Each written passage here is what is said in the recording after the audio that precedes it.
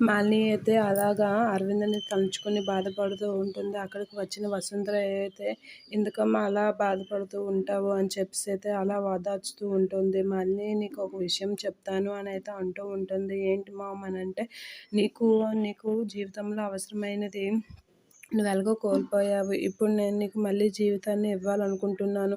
నీకు మళ్ళీ పెళ్లి చేయాలనుకుంటున్నాను" అని వసుంధర అయితే మాలినితో అంటూ ఉంటుంది. ఆ మాటలకి మాలిని అయితే ఒకసారిగా షాక్ అయ్యి, "ఏం మాట్లాడుతున్నావు మమ్మీ" అని అంటే, "మరి ఏం చేయమంటావు? నిన్నిలా చూస్తూ బాధపడి ఉండేలా చూడమంటావా ఏంటా? నువ్వు మరొకరిని పెళ్లి చేసుకొని అప్పటికి అరవింద్‌ని మర్చిపోతావు కదా! అలాగా నీ జీవితం మళ్ళీ కొత్తగా స్టార్ట్ అవుతుంది" అనైతే అంటూ ఉంటుంది వసుంధర మాలినితో.